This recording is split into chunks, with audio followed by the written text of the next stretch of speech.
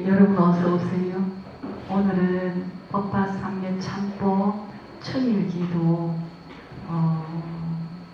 우리가 매월 3일 전지를 하는데 오늘이 이틀째죠. 이틀째 저녁에는 저희가 여러분들하고 함께하는 시간이 항상 있었죠. 예, 오늘도 준비가 되었습니다. 오늘은 부처님의 말씀을 전하기보다는 오늘 특별한 시간을 준비했어요. 여러분들에게도 저에게도 소중한 시간이 되어서 여러분 저 앞에 보이는 산 있죠? 저 산이 가운데 산이 카일라이스, 우리가 부처님 경전에서 배웠죠. 수미산. 이 우주의 중심 가장 가운데 있는, 그리고 전 세계로 흘러가는 4대강의 발원지가 인더스강부터 시작해가지고 나일강부터 시작해서 4대강이 저기에서 발원이 됩니다. 그래서 저 산이 바로 카일라이스 수미산입니다, 여러분. 네.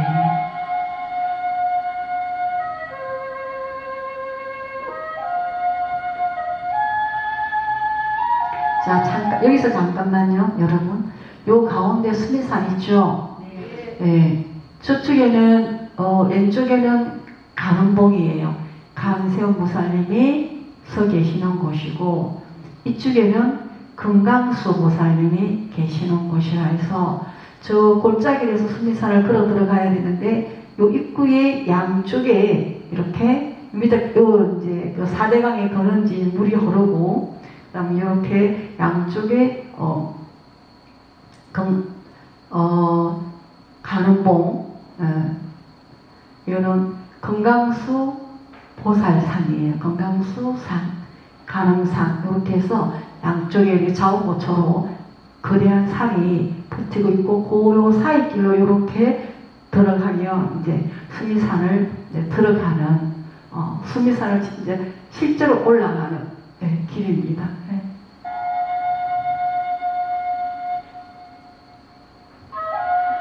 여기는 달라이라마 동자님이 계시던 포탈라궁, 라사의 포탈라궁입니다. 네. 요거는 라사에 있는 세라사원, 티베트 스님들이 공부하는 강원이에요.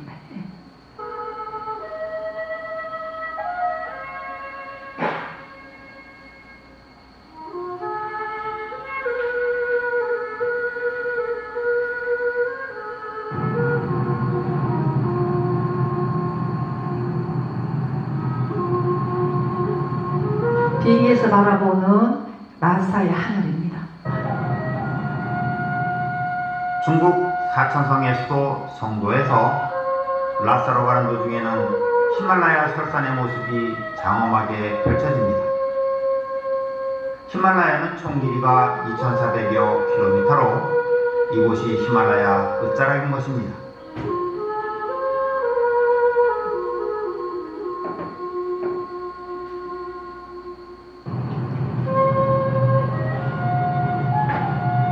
히말라야를 넘으면 끝없는 티베트 고원의 연봉들이 모습을 드러냅니다.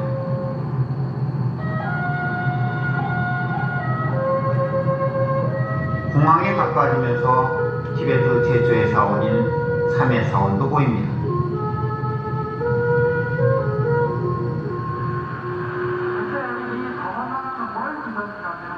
티베트 고원을 가로지르는 긴 강인 얄룽 장포강을 건너 삼해 사원으로 갑니다.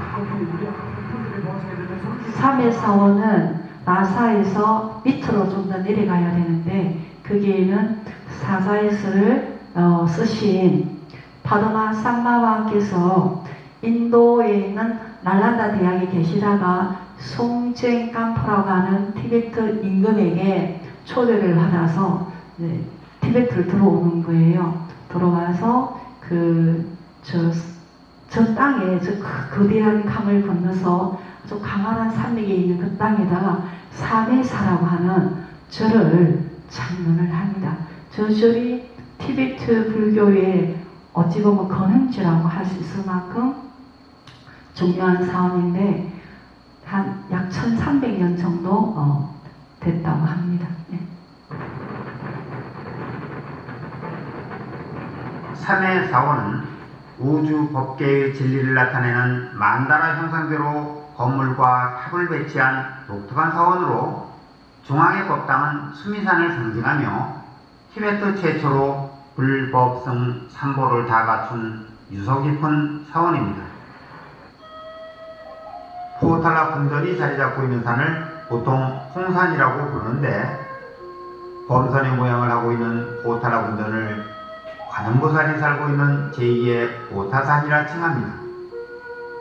보타산과 포탈라는 같은 의미로 이 성의 원래 주인인 달라이라마들이 바로 저희 관음보살의 법당에 저희 사리각에 있는 한가의 사리 중에는 저 포탈라궁을 1950년도에 중국 사람들이 대포로 입고 있는 큰 탑을 대포로 쌓았는데 거기에 금 항아리에 담겨있던 사리가 그 대포에 맞고 하늘에 빛을 방광을 하면서 하늘로 흩어졌는데 거기에서 이제 몇 가를 수습을 했답니다.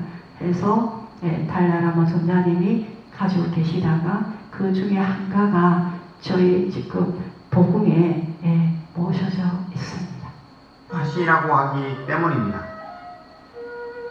포탈라 궁전은 7세기에 송쨍 감광에 의해서 건립되었고 현재의 모습은 17세기 제5대 달라이라마에 의해서 완공된 것입니다.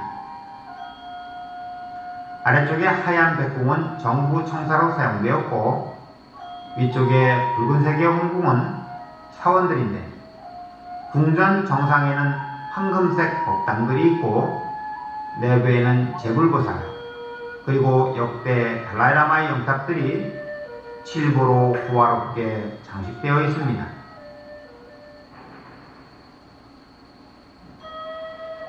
다음날 아침 다르첸을 출발해서 서쪽 언덕을 넘어 올라서면 카일라스의 봉우리와 흰색의 탑이 보입니다.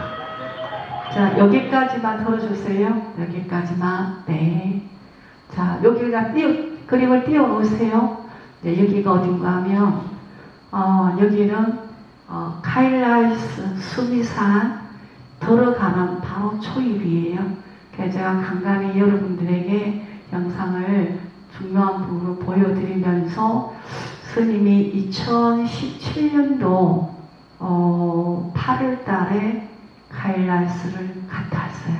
그 갔다 온 이야기를 여러분들하고 나누려고 합니다. 이 시간에 한 번도 나눠보지 못했는데 요번에 어쩌다가 이 수미산 여행을 여러분들하고 나누게 되었어요. 스님이 그 자제병원을 2013년도에 일단 완공을 했습니다. 하고 13년도 완공하고 환자들이 한 13년도 10월달부터 환자들이 청주정포마을 병원에 있던 환자가 다 이쪽으로 옮겨오면서 환자가 입원을 하게 했어요.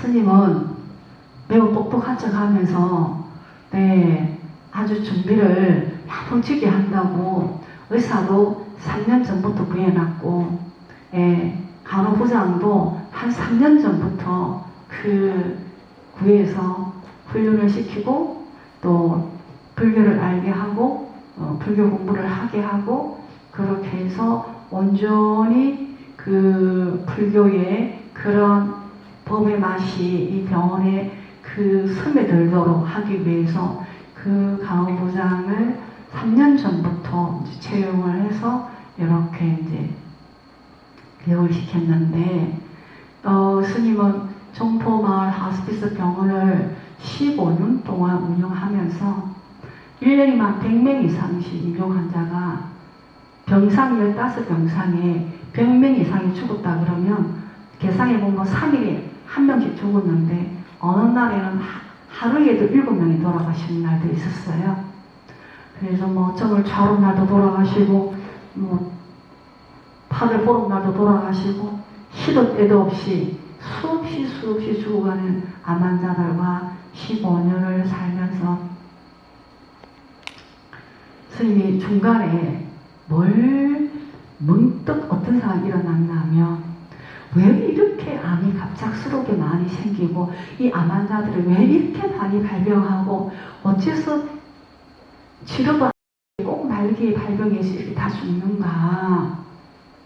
그리고 왜 이렇게 암으로 죽는 사람은 매우 불행하고 가난하고 하는 것마다 실패해서 우라병이 암이 되어서 죽는 사람. 그 다음에 그 소상제도로 상속되는 중독, 알코올 중독이나 도막 중독이라든가 이런 온갖 중독에 오염되어서 암에 걸려서 오는 사람. 그 다음에 또 한 종류는 죽기 살기로 돈만 버는, 돈을 보고 그냥 나방이 막 불꽃에 뛰어들듯이 이렇게 뛰어들어가지고 다 죽게 되어서 오는 사람.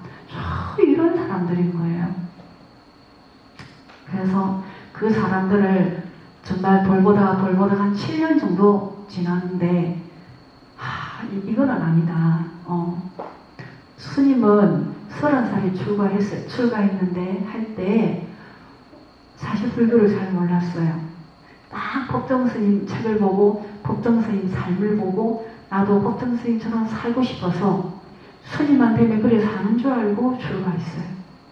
그래서 어떻게 법정스님만 만나보지도 못하고 불이란 올라가지도 못한 채 저는 한나를 돌보는 병원을 전전하는 인연이 엮였다고 해요. 엮였어. 분명히. 그때부터 인생이 이제 꼬이기 시작하는 거예요. 내 인생이 내 맘대로 되지 않고 이게 엉뚱한 대로 흘러가기 시작했어요. 불이라면 어른 스님처럼 살려면 어떻게 됩니까?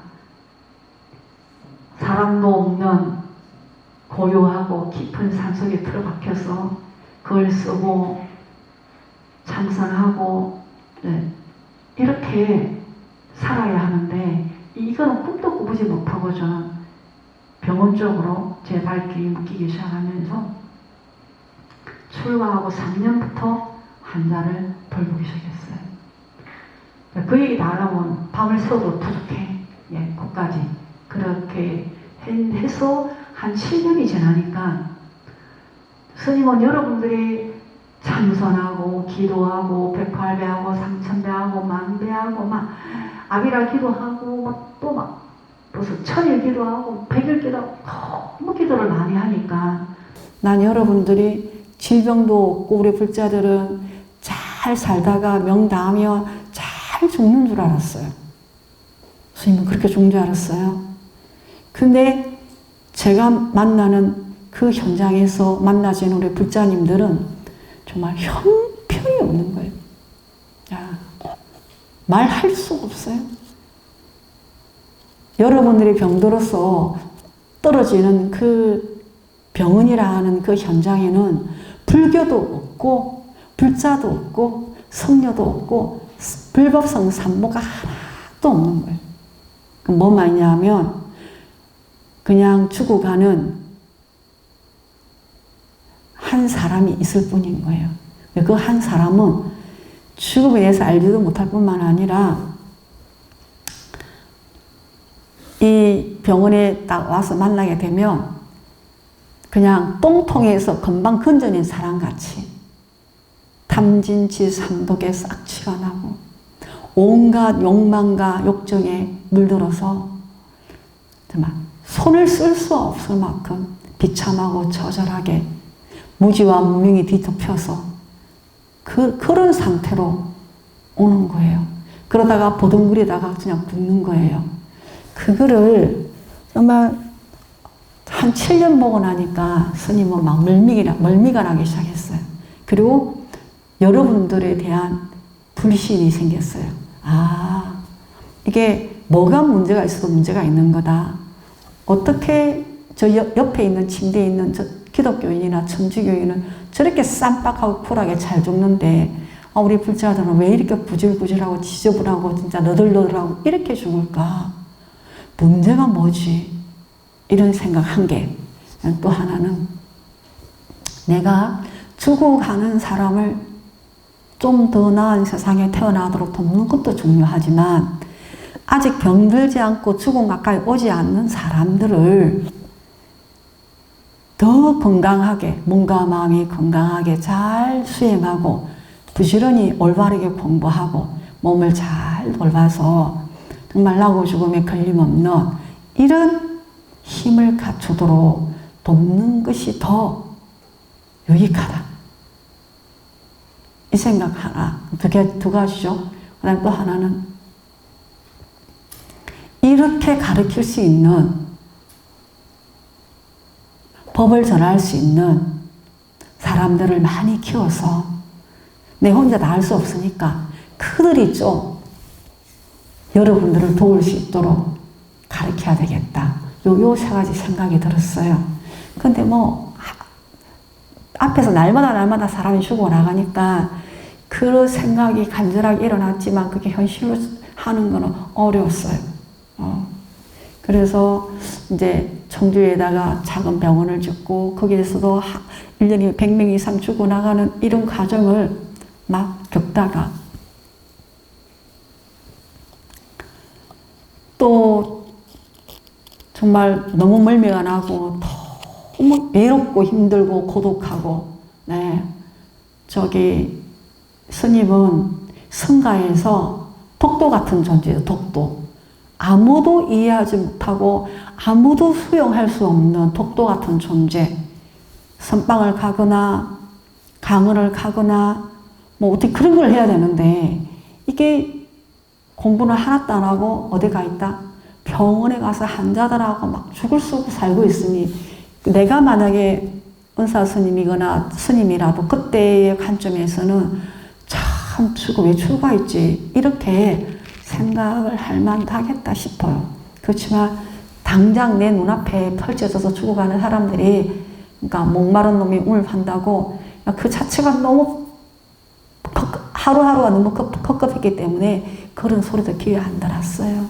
그래서 스님은 그 역사를 다 여기서 얘기할 수는 없고 그래가지고 우리 해가지고 어찌어찌 해가지고 좌우지가 2005년도에 땅을 샀어요.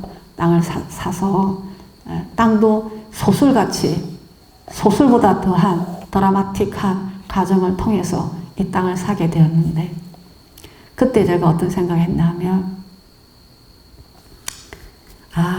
내가 병원만 지어주면 이 병원 운영은 누가 해도 하겠지.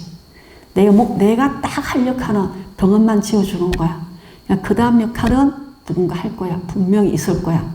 이렇게 생각했어요. 그래서 열심히 이제 막 닭발도 하고 막 연등도 팔고 막 오만 것 때만 거 다 팔아가면서 돈을 모아서 2010년도에 이 교육원은 2006년도에 지어서 2007년도에 개원을 했는데 요 강당은 스님이 섭섭하게라는 책을, 그 책도 뭐 쓰려고 쓴 게 아니라 정말 그 스님이 2003년도에 스님도 저성에 3번은 갔다 왔어요. 환자를 돌보다가 환자의 바이러스에 노출돼 가지고 스님도 거진 다 죽었었어요. 죽었다가 또 천신만고 끝에 살아나가지고 2004년도에 인도라고 하는 나라에 달랴라마 존자님께서 저를 초대하셔서 제가 그곳에 가서 인도 델리라는 곳에서 달랴라마 존자님을 뵙게 되면서 제 인생에 엄청난 지진이 일어나기 시작했죠. 그때 정신을 차렸어요.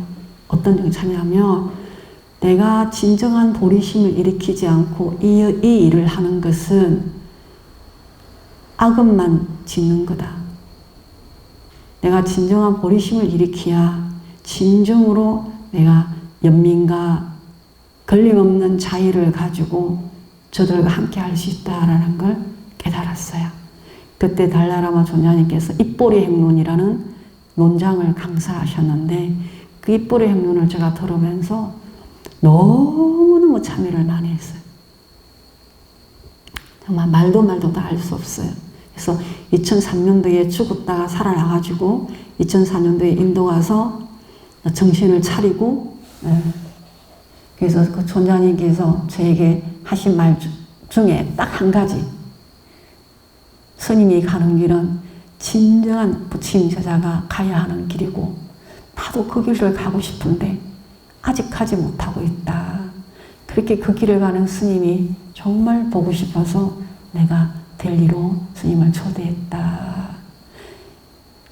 부처님 제자가 마땅히 가야 하는 길을 가고 있다라고 말씀을 하시는데 그때 저는 알았어요. 그때서 알았어요. 이 길이 수행의 길이라는 걸. 그분을 통해서.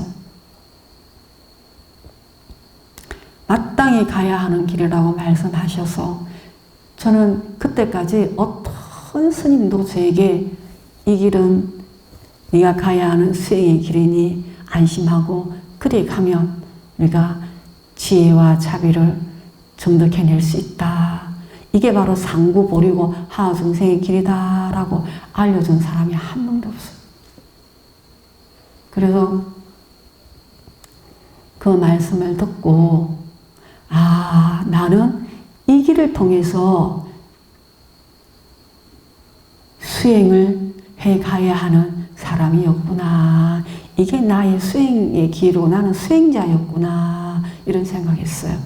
그 전까지는 나는 언제쯤 이것을 누구한테 물려주고 선방을 가보나.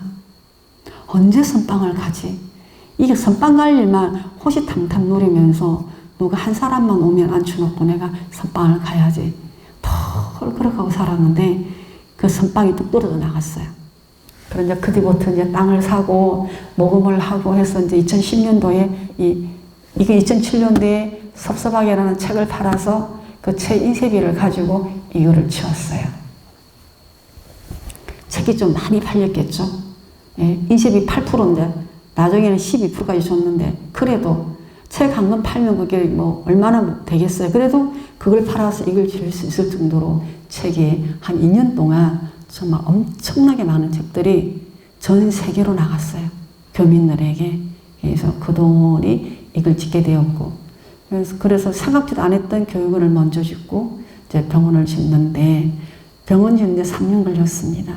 짓다가 쉬고 그래도 스님이 무너지지 않았던 건 내가 요것만 딱 지으면 나는 이제 여러분들의 은혜도 다 갖고 이제 내 할 일도 다 끝났기 때문에 나는 떠나서 내가 하고 싶은 공부를 해도 되겠다.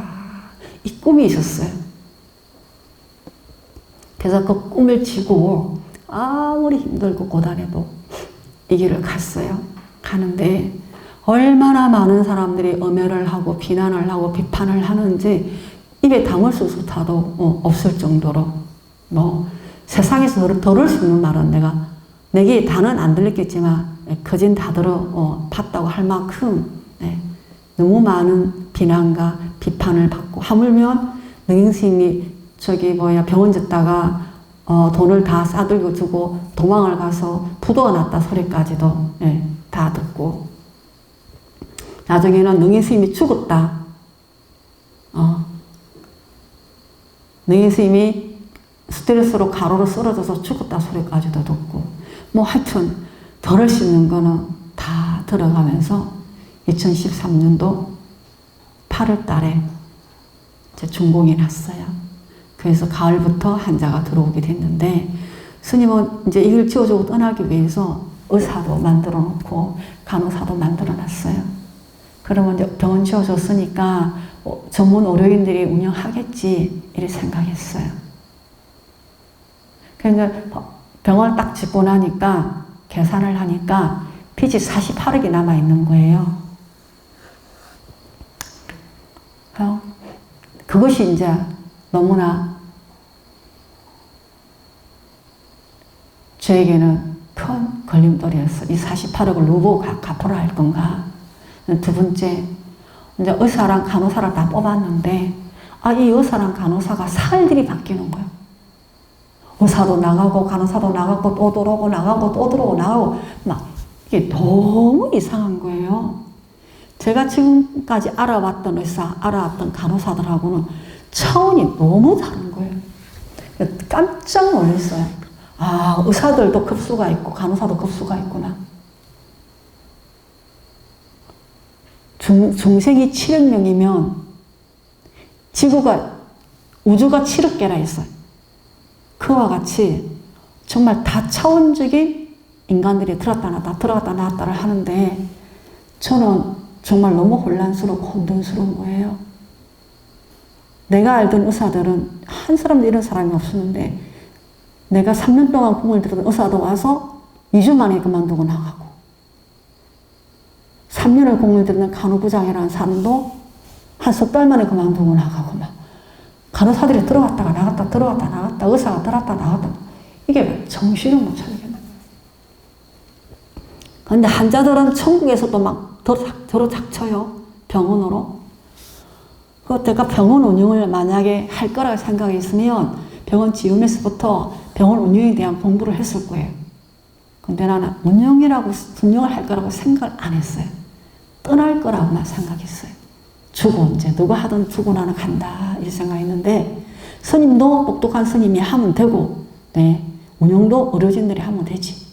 내가 여기까지다. 딱 지어주는 데까지다 나는 이렇게 생각하고 스님은 보따리를 딱 싸들고 딱 도망을 갈 준비를 하고 있는데 이게 막 너무너무 혼란이 일어나기 시작하는 거예요.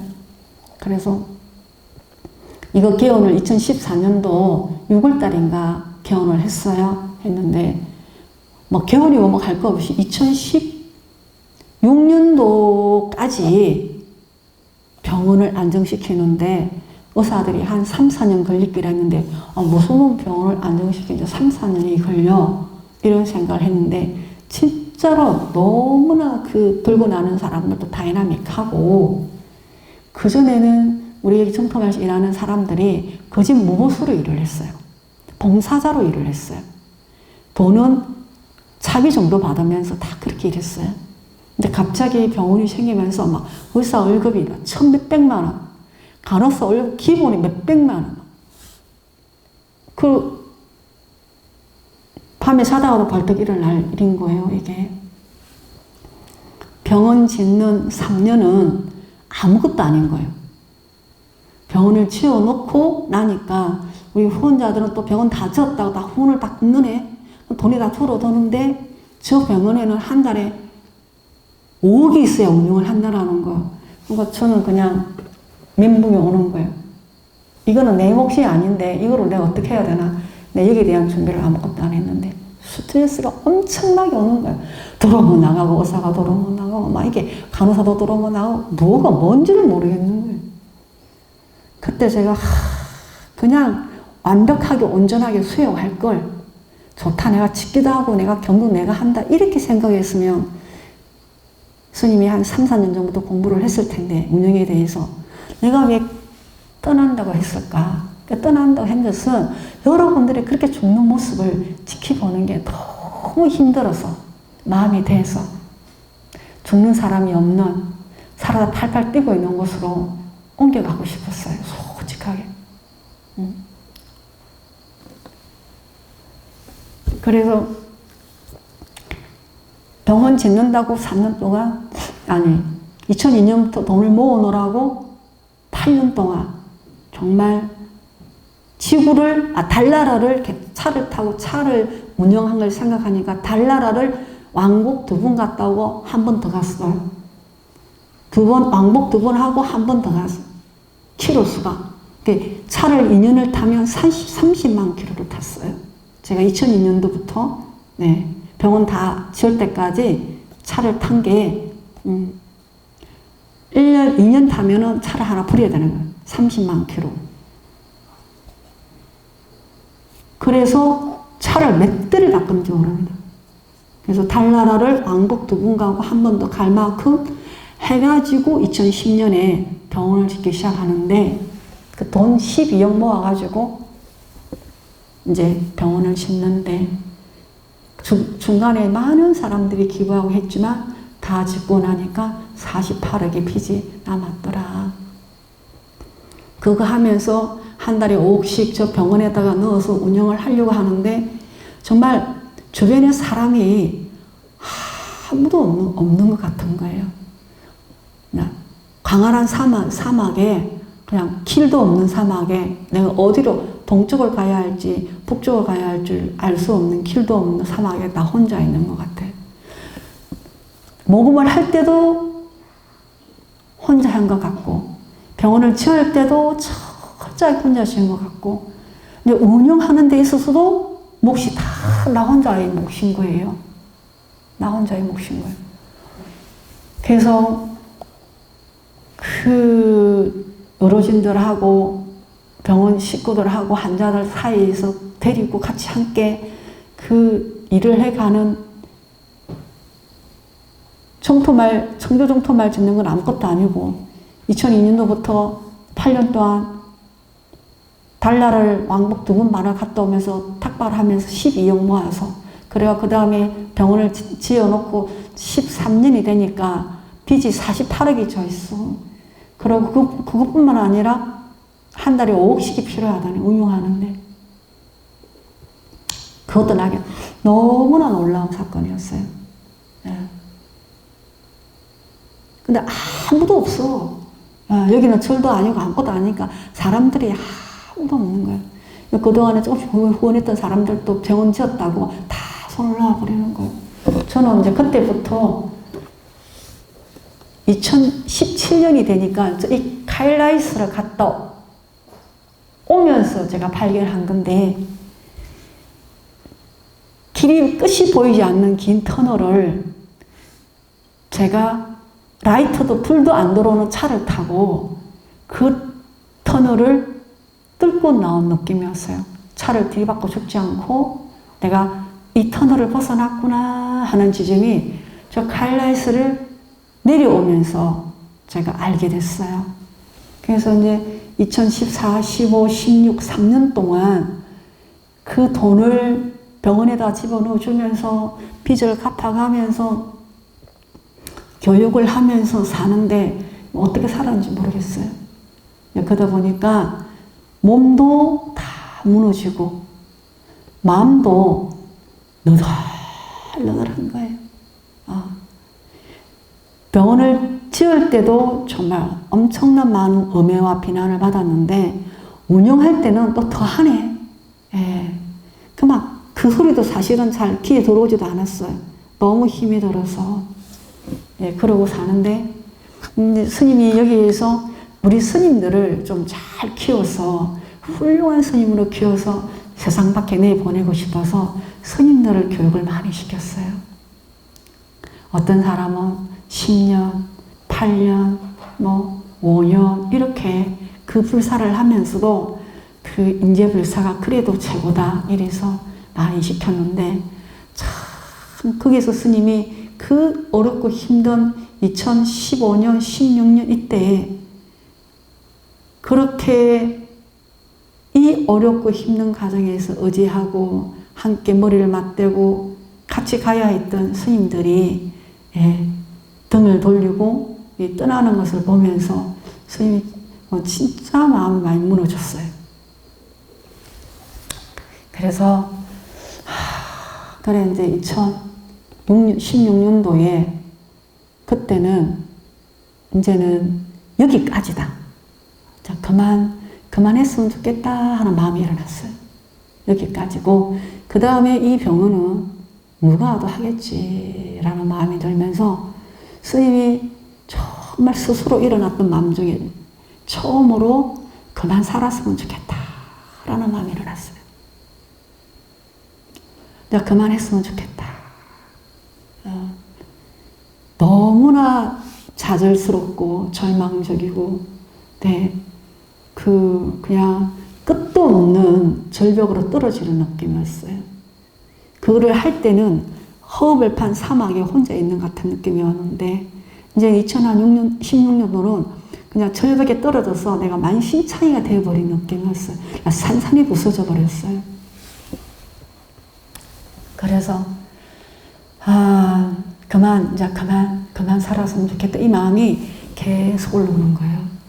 여러분 그 BBS에 보면 스님이 24강 그 제목이 뭔지 모르겠네. 그게 이 순간이라고 하는 24강짜리 강의를 제가 해놨어요. 왜 해놨나 하면 스님이 이 지구에 사라지고 난 뒤에 여러분이 어떻게 죽어가야 할지 모를 때 이 24강의 강의를 들으면 여러분이 스님이 함께 안 들어도 어떻게 살다가 어떻게 죽어야 되는지 알 수 있겠다 싶어서 스님이 그거를 마지막으로 죽기 살기로 올라가서 24강을 한 강에 40분씩 있는 힘을 다해서 강의를 했어요. 그거를 찍었어요. 찍어서 BBS에다가 그 권한을 주면서 자주 털어드려라 우리 불자님들에게. 그것은 스님이 없어도 털어주기만 하면 여러분이 볼 수 있고 또 유튜브에 올려만 주면 여러분이 찾아서 볼 수 있기 때문에 스님은 여러분들에게 마지막 저 병원을 짓게 해주고 스님과 함께 동행해주고 연등 하나 세멘트 하나 참 스님이 손 내밀 때마다 외면하지 않고 함께 해줬던 그분들에게 마지막 선물로 이 순간이라고 하는 내용에다가 죽어갈 때, 죽었을 때, 죽고 난 이후에 어떻게 해야 되는지를 다 담았어요. 담아서 그것을 영상에다 담았고 책으로 썼어요. 그 난리통에 그냥 급하게 썼어요. 내가 2016년도 이상을 넘길 수가 없을 것 같아. 내가 스스로 죽지 않아도 그냥 자다가 저절로 죽을 것 같아요. 스님이 일부러 죽으려고 마음 안 내도 그때는 그냥 자다가 저절로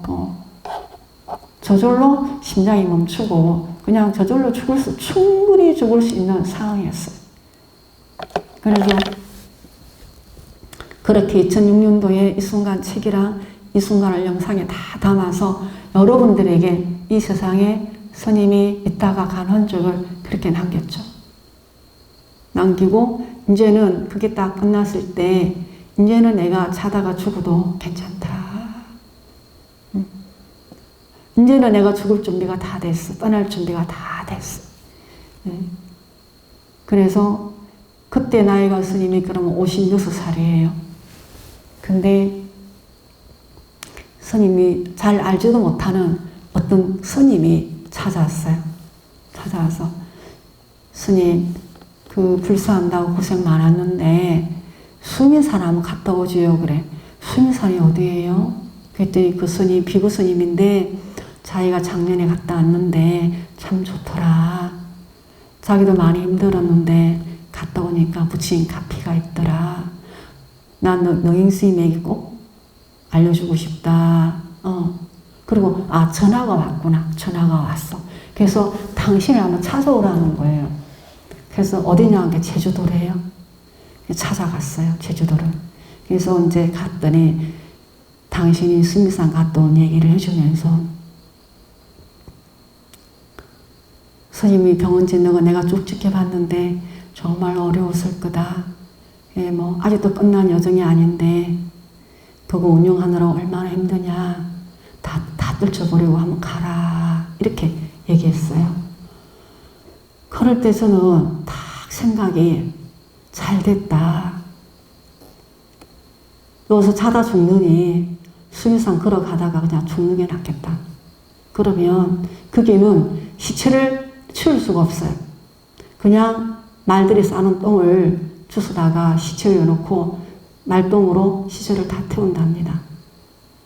그래서 딱 좋네. 딱 됐다. 더 이상 어떤 얘기도 듣고 싶지도 않고 이제 그냥 소리 소문 없이 이 지구에서 그냥 내가 가면 된다 이렇게 생각했어요. 그래서 이제 어떻게 가면 되냐 정보를 수집하고 막 이래 했는데 스님이 2006년도 갔다 와서 7년도 갔다 와서 수미산 7년. 그래가지고 6년에 그걸 다 해놓고 이제 그 스님에게 다 자문을 받아서 몇 사람들하고 같이 가기로 했는데 그 사람들이 다 안 간다는 거예요. 수면산 출발 한 달 정도 남겨놓고 다 안 간대.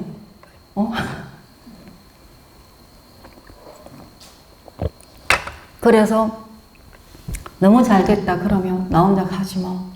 그랬는데 마치 스님 곁에 있던 제자가 한 사람이 스님 제가 시자로 따라갈게요. 그래. 야 가다가 죽기도 한데 목숨을 걸고 가야 하는 곳이래. 우리 강원도 저희 대청봉의 2배 반이란다. 대청봉의 2배 반. 5,650고지, 5,650고지. 그러니까 대청봉의 높이의 2배 반이니까 충분히 죽을 수 있대. 그래서 너는 가면 안 돼. 그러니까 제가 스님을 혼자 보낼 수 없다고 그 친구가 따라간다라는 거예요. 그래서 그래, 그러면 같이 가자. 그래서 제가 제자를 한 사람 데리고 저랑 이제 그 어떤 여행사의 대표랑 몇 명이 이제 길을 떠났어요. 길을 떠났는데 사람들이 정말 많이 말렸어요. 스님은 라사에 내리면 죽는다. 코피가 터져서 지혈도 안 되고 병원도 없으니까 죽을 거다. 다 죽는댔어요. 라사에서 죽을 거라고 해서 라사에서 수미사는 가보도 못하고 라사에서 죽을 거니까 절대 가면 안 된다고 정말 많은 사람들이 말렸는데 나는 절대 가서 거기 죽어야 되겠어. 거기서 난 더 이상 이제 여러분들 보는 것도 힘이 볼 힘도 없고 살 힘도 없고 막 더 이상 할 게 없어요. 그리고 이미 스님 마음이 산살이 다 부서졌기 때문에 몸도 다 부서졌기 때문에 뭐 여기서 죽거나 거기서 죽거나 똑같은 거야. 어디서 죽는데. 근데 수미산 순례하다 죽었다 그러면 번뇌가 별로 없을 것 같아. 그래서 수미산이 딱 좋다 이 생각한 거예요. 그래서 이제 중국으로 해서 이제 라사 티베트의 도시 수도를 가는데 이래 앞에 내려다 보니까 정말 바닷빛같이 푸른 허공과 뭉게구름과 그 밑에 양떼들이 자유롭게 노는데 너무 죽어서 가면 천상이 저럴까 복락이 저렇게 생겼을까 너무너무 평화롭고 아름다운 거예요. 근데 이제 라사의 공항에 딱 내렸어요. 내려서 어떤 스님이 그 갔는데 비구 스님이 갔는데 가자마자 코피가 터져서 도로 돌아왔대요. 피가 안 멈춰놓고 그 고산증 때문에. 근데 수는 내렸는데 괜찮은 거예요. 공항 마당에 나오는데 너무 포근하고 감미롭고 바람이 이 티베트 자체의 이 모든 존재들이 저를 품어 안는 듯한 그런 위로를 받으면서 너무 행복했어요. 라사 공항 그 뒤에 있는 세상은 돌아보고 싶지가 않았어요. 그래서 이제 차를 타고 그 라사에 있는 호텔에 가서 거기서 나흘을 있었어요.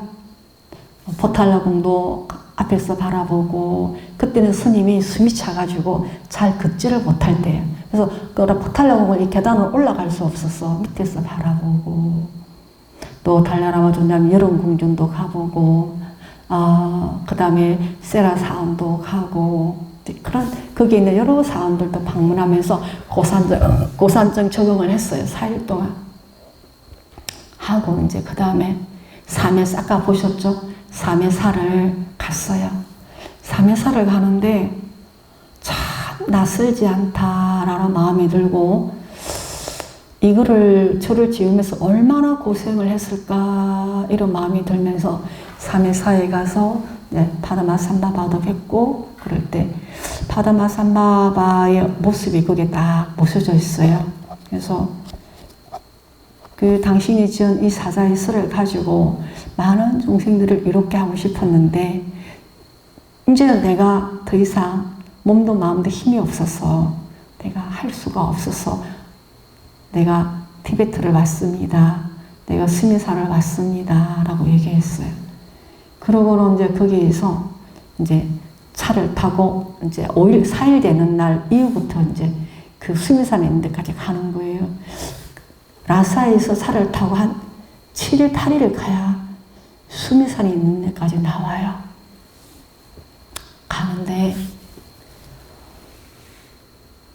4,500고지가 처음에 나온다고 얘기했어요. 근데 그 올라가려는 길이 이렇게 꼬불꼬불 이래 해가지고 강원동 정선 아리랑 길만 해가지고 그 꼬불꼬불 길이 얼마나 높은지 그 길을 차가 올라가는데 우리 그 여행사 사장님이 스님, 우리 정토마을 계시는 티베트 스님들이 라사에서부터 밤에는 걷고 낮에는 숨고 이래가지고 라사에서 보통 5개월, 6개월씩 걸어가지고 이 산을 넘어서 카일라스 입구에서 네팔로 빠져갔고 네팔을 빠져서 망명을 한다라는 거예요. 하다가 낮에 중국 놈들에게 총 맞아 오는 사람도 많고 가까스로 살아오는 사람도 많지만 모두가 다 걸어서 이 길을 넘어간다는데 저는 차를 타고 넘어가도 숨이 넘어갈 것 같은데 우리 스님들이 이 길을 낮에는 숨고 밤에는 걷고 밥을 얻어 먹어가면서 그 어린 8살, 10살, 12살 나이에 이 길을 걸었다는 걸 상상을 하니까 눈물이 정말 많이 나는 거예요. 자유가 뭐길래 자유를 찾아서 그 어린 나이에 이렇게 춥고도 혹독한 바람이 부는 이 고산을 걸어서 밥을 얻어 먹어가면서 손발이 다 얼어 터지면서 네팔을 넘어서 인도를 왔을까 그런 생각을 아주 많이 하게 했어요. 정말 그 눈물이 많이 나고 너무나 위대하고 고귀한 우리 스님들이었구나 생각하면서 갑자기 한 번도 느끼지 못했던 책임감이 느껴졌어요. 저 스님들이 나 때문에 한국에 왔는데 내가 여기서 죽어버리면 저 사람들은 어떡하지? 어떻게 될까? 이렇게 어렵게 망명을 해가지고 그 힘든 공부를 해서 삼장법사가 되어갖고 한국에 오셨는데 내가 그들을 데려다 놓고 나는 도로 나는 티벳으로 왔으니 갑자기 그냥 하염없이 그냥 눈물이 났어요. 그래서 정말 한없이 울면서 그 꼬부랑 길을 올랐어요. 꼬부랑. 근데 이 길을 만들면서 얼마나 많은 사람이 또 죽었을까? 이 고산에 4,500고지의 길을 만들면서 얼마나 많은 사람들이 갱이를 파고 사고로 팠을 텐데 이거 하다가 얼마나 많이 죽었을까?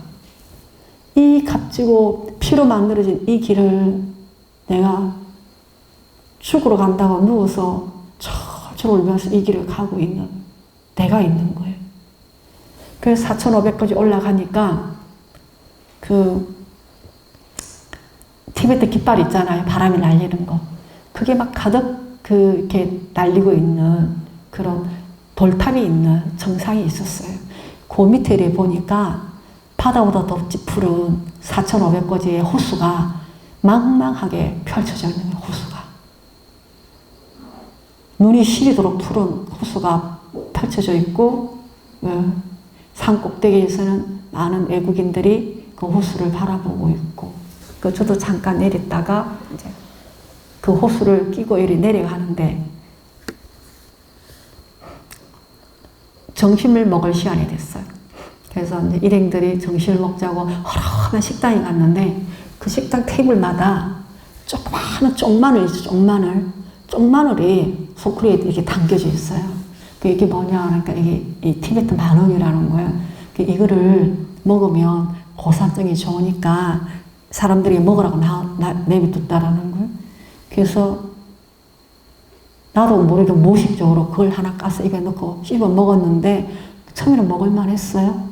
그래서 죽으러 간 놈이 아마 살고 싶은 마음이 있었던가. 그 마늘을 2-3개를 집어서 주머니에 집어넣네 내가.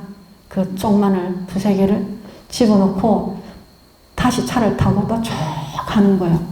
가다가 너무 어지럽고 속이 울렁거려서 그 생마늘을 다 다시 하나 가스로 입에 딱 털어넣는 순간에 나는 진짜 죽었다라는 생각이 들더라고요. 위장이 확 뒤집어지면서 위 경련이 일어나면서 구토와 설사를 그때부터 3일 동안 했어요. 그러니까 그게 고산증의 하나의 증상이긴 한데 독한 마늘을 먹어서 위가 다 뒤집혀서 경련이 일어난 거예요. 그래서 물도 먹을 수 없어서 3일 동안 그 토하고 싸고 토하고 싸면서 그 길을 끝없이 가야 되는 거예요. 네, 망망한 길을 그냥 계속 달리는 거예요. 그 이제 그 숙소마다 허름한 숙소가 있는데 그것을 이제 뜨거운 물을 끓여서 뜨거운 물을 조금씩 먹어가면서 그게 보통 사천고지이기 때문에 손가락, 발가락, 입술을 새파랗게 모두가 다 피가 안 통해서 그래서 계속 뜨거운 물을 먹으라는 거예요. 계속 뜨거운 물을 이제 먹는데 뭐 먹으면 토하고 먹으면 토하고 그래서 한 3일 동안 시체처럼 차에 누워서 갔어요. 갔는데 여러분들에게 차마 들려드릴 수 없는 얘기도 많아. 스님이 고민을 많이 했어요. 어떤 거를 빼고 어떤 거를 들려줄까? 근데 이제 거기서 내가 어떤 스님 한 분을 만났는데 그 얘기는 한국 스님 얘기는 빼고 하여튼 쭉 하게 됐어요. 갔는데 이제 조금만 더 가면 칼라이스가 나오는 마지막 도시에 도착했어요. 도착했는데 숙소에 갔는데 이제 다 늘어졌어. 이제 완전히 이게 사람이 축 늘어져서 뭐 이렇게 어떻게 할 수가 없을 정도로 늘어졌어요. 근데 그 대표가 내일 아침 새벽에 4시에 출발을 한다라는 거예요. 칼라이스가 있는 입구까지. 나는 이제 가다가 진짜 죽겠구나. 수의사도 못 가보고 죽게 생겼네. 이렇게 생각했어요. 그리고 이제 거기서 이제 뜨거운 물을 끓여서 먹고 이랬는데 새벽 4시에 이제 붙잡혀가지고 차를 탔어요. 타고 좀 가니까 중국 경찰이 차를 세우는 거예요. 차가 못 간대요. 보고 와서 우리가 지나가야 할 철다리가 떠내려가 버려서 자리를 놓으려면 3일은 꼬박 여기서 기다려야 된대. 그래서 저는 한편으로 야 이게 부처님 앞인가? 내가 살라나? 안 죽고 수민사를 갈라나? 이런 생각했어요. 그래서 거기서 3일 동안 체류하게 됐는데 철다리가 놓을 때까지 체류하게 됐는데 거기 그 숙소에 있는 그 주인이 저기 병원이 있다라는 거예요. 그 병원을 가보면 어떻겠냐. 그래서 이제 비가 쭉쭉 오는데 그 눈이랑 비랑 섞어져서 오는 비가 오는데 거기가 4,200에서 300 정도 되는 구주예요. 그 병원을 갔는데 합판으로 이렇게 지어놓은 집이 합판 집인 거예요. 갔는데 간호사 같은 사람이 하나 있어서 내가 갔더니 간호사가 전화하더니 키가 커다란 의사가 남자 의사가 나타났어요. 보더니 탈수라는 거예요. 물을 보이면서 스님 몸이 물이 없다. 그러면서 이제 당신이 그때가 저녁 6시인데 밤 1시가 될 때까지 제 옆에서 간호를 하시는 거예요. 의사가. 그 뚜껑도 없는 플라스틱 통에다가 뭐를 탓으로 주사를 넣는 거예요. 혈관으로. 이거 맞고 이거 맞다가 죽는 거 아닐까? 이게 도대체 뭘까? 뭐를 놔주는 걸까? 근데 계속 의사는 뭔가를 섞고 또 넣고 섞어서 넣고 계속 열을 재다가 계속 그래서 6시부터 새벽 1시까지 옆에서 간호를 해주시는 거예요. 야, 이게 부처님 가피라는 게 이런 게 가피인가? 어떻게 저 의사가 밤낮 이 쌀랑눈이 펄펄 내리고 이 추운 병원에서 소똥난로를 피워놓고 이불을 덮어주면서 뜨거운 물을 끓여주면서 주사를 놔주면서 극진하게 간호를 하는 거야. 내가 함께해서 머리를 흔들었던 의사들하고는 너무나 다른 거야. 이 4,500고지 여기 이 높은 고산에 의사가 있다라는 게 너무 신기했어요. 그래서 어디 사람이냐? 중국 사람이래요. 어디 그저 왔냐 그랬더니 여기 히말리아 가는 사람들을 위해서 자기가 이렇게 파견됐다라는 거예요. 그래, 어디서 왔냐 해서 한국에 왔다니까 한국 사람들이 더러 잘 온다라는 얘기도 하시면서 너무너무 친절하게 간호를 해주는데 새벽 1시쯤 되니까 그 탈수 증상이 잦아들고 구토도 잦아들고 서사도 멎었어요. 그래서 비를 맞고 눈을 맞고 이제 그 숲까지 올라가니까 옛날 옛적에 우리가 썼던 비닐 우산 있죠. 그 우산을 이렇게 씌워주시는 이거 쓰고 가라고. 그 제자가 저를 데려와서 같이 함께 우산을 쓰고 오는데 제 가슴이 다 무너진 가슴에서 타산히 피어나는 거예요. 저게 진정한 정말 보살의 모습이구나. 내가 누구와 함께 저렇게 헌신적이었지? 나 누구에게 저토록 내가 헌신적으로 한 번도 본 적이 없는 사람에게 저와 같이 한 적이 있던가? 번뇌 없이 그런 생각을 하게 했어요. 그 의사가. 그래 와서 그 다음날 그 앞에 마트가 있어. 마트에 이제 뭘 먹고 싶은 거예요. 먹을 게 있나 해서 마트에 갔는데 갔더니 한국의 신라면 4,500고지 마트에 한국의 신라면이 있어요. 그 다음에 초코파이가 있어요. 그 다음에 참이슬 소주가 있어요. 제가 그걸 보면서 정말 울다가 웃었어요. 이 높은 고산지대에 신라면, 참이슬, 초코파이가 있구나. 근데 그게 제가 눈에 띈 게 녹두가 그렇게 잘 되나 봐요. 녹두가 그렇게 많은 거예요. 그래서 녹두를 한 대 사다가 식당에서 삶아 달라 해서 그거를 죽을 소스로 녹두죽을 먹었어요. 제자가 사다 주는 녹두죽을 먹으니까 그걸 한 그릇 먹으니까 이게 눈이 조금 떨어지는 거예요. 그래서 거기서 3일을 가만히 누워서 쉬었어요. 쉬고는 이제 다리를 놨다 해서 그 다리를 건너가는데 그 유목민들이 들판에 굉장히 많이 약거나 양을 몰고 사는 유목민들이 굉장히 많더라고요. 가는 데마다. 근데 이제 거기서 아침 새벽 일찍이 출발해서 이렇게 가는데 스님이 가다가 주려고 애들 주려고 학용품, 연필, 노트, 장난감 이런 거 큰 가방으로 하나 사가지고 갔거든요. 그래서 이제 수미산 가기 전에 그걸 주려고 그 동네 앞에 섰어요. 그래서 그 동네에 서서 이제 보니까 옛날 우리 시골 마을처럼 김이 모랑 굴뚝에서 김이 나고 너무 시골스러운 마을이 있는 거예요. 그 마을에 내려가지고 이제 그 큰 가방에 들어있는 연필, 노트, 장난감, 크레파스 뭐 이런 거 애들에게 필요한 것들을 하나 가득 그 동네에서 이제 내려줬어요.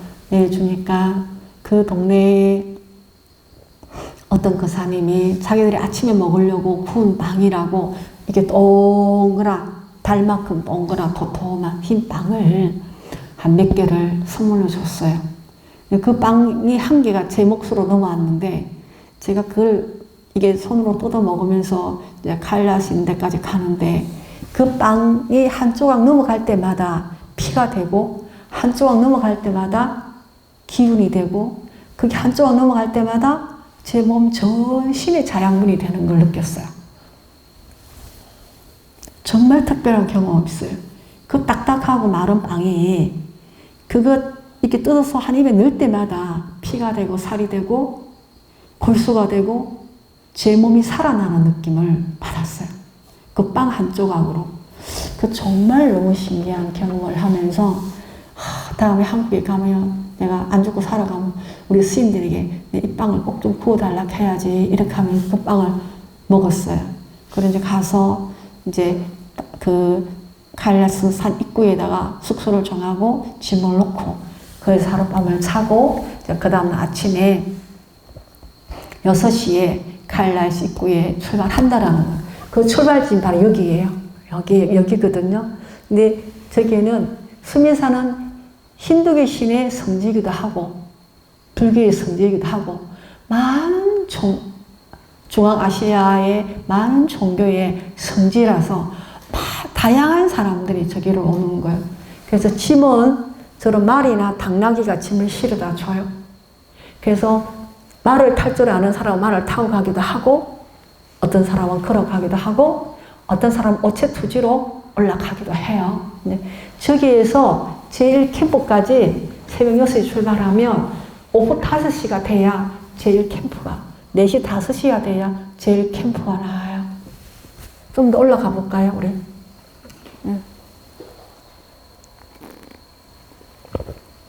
그래서 저기를 이제 들어가는데, 저거 보이죠? 저기가 뭔가 하면, 사람이 죽으면 독수리에게 던져주는 조장터예요. 입구에 있어요. 사람이 죽으면 도끼로 탁탁탁 잘라가지고 버리면 독수리가, 사람 반만한 독수리가 날아와서 각자가 있는 닿는데 부위를 물고 가서 다 먹는 곳이 저기예요. 저희가 조장터인데, 저 조장터에 가서 스님이 한참을 앉아 있어 봤어요.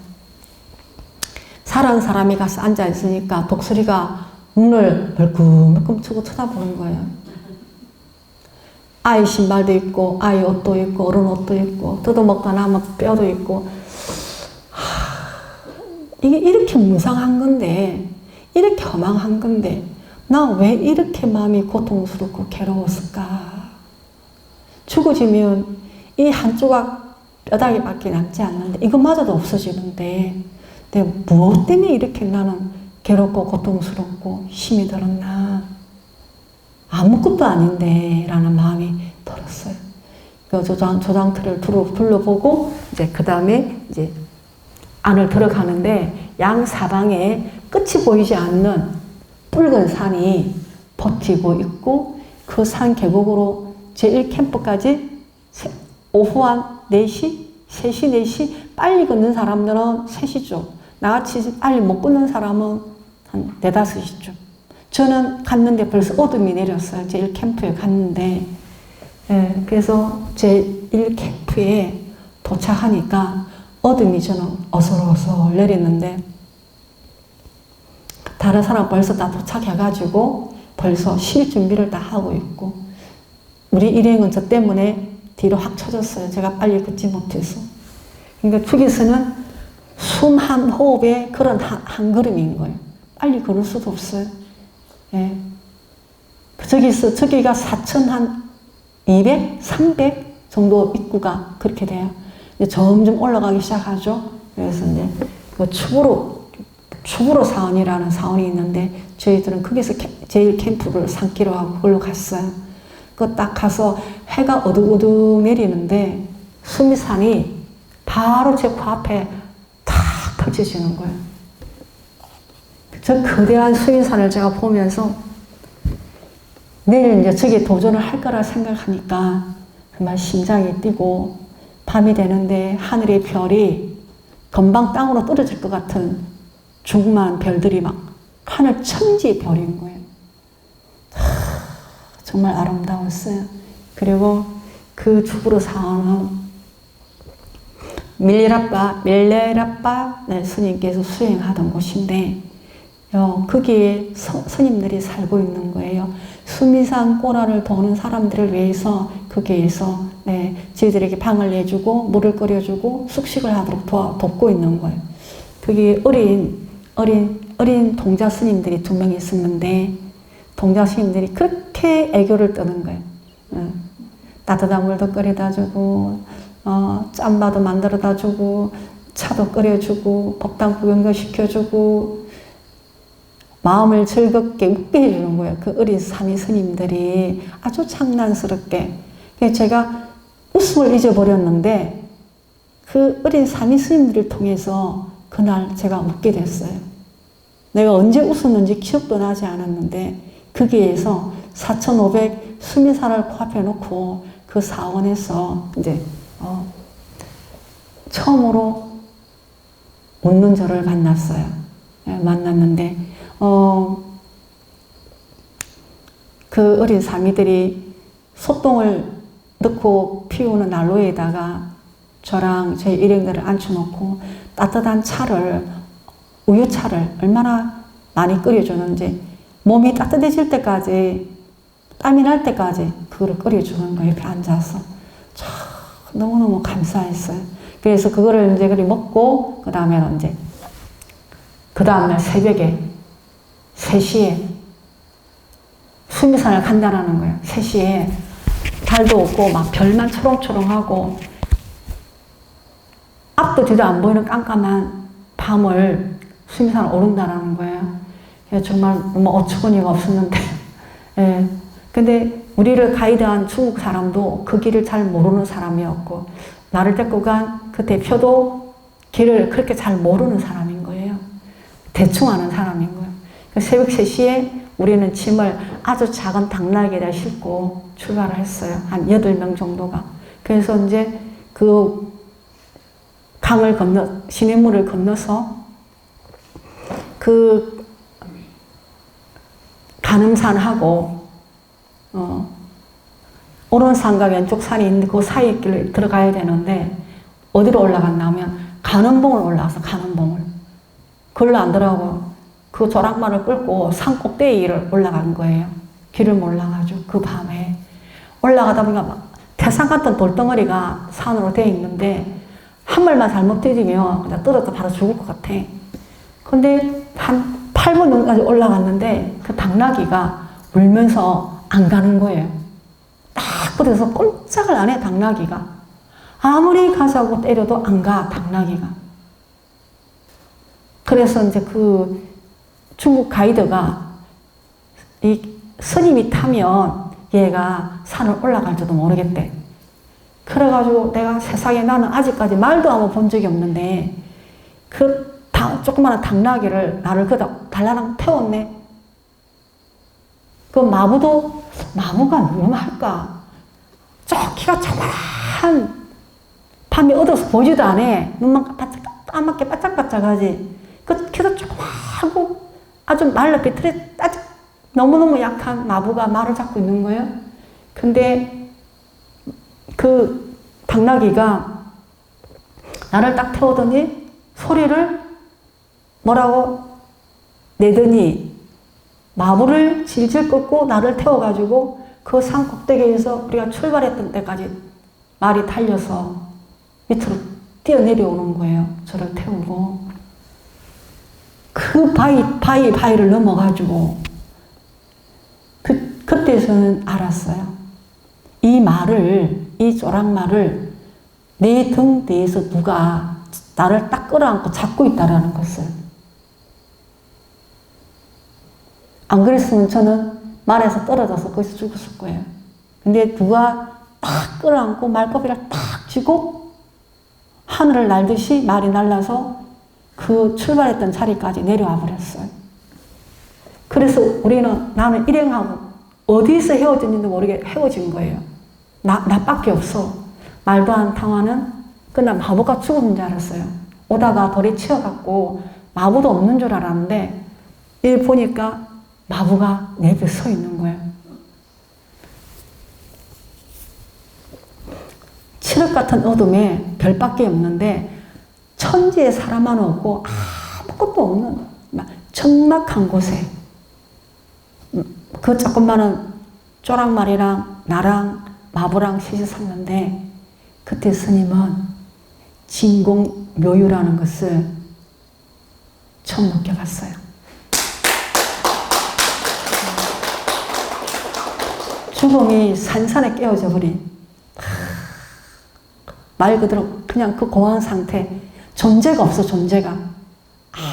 근데 말이 1시간이 지나도록 그 자리에 서 있었는데 소리 한 번을 안 내는 거예요. 하고 소리하고 움직이지를 않아요, 말이. 사람도 안 움직이고 말도 안 움직이고 나는 거기서 내려올 수도 없고 어디가 어딘지도 모르겠고 그래서 거기에 서서 까만 세상을 바라보는데 어마무시한 희열이 샘트기 시작했어요. 어둠이 갈라지는 느낌과 함께 그 깜깜한 어디가 어딘지도 천지도 봉할할 수 없는 그 어느 곳에서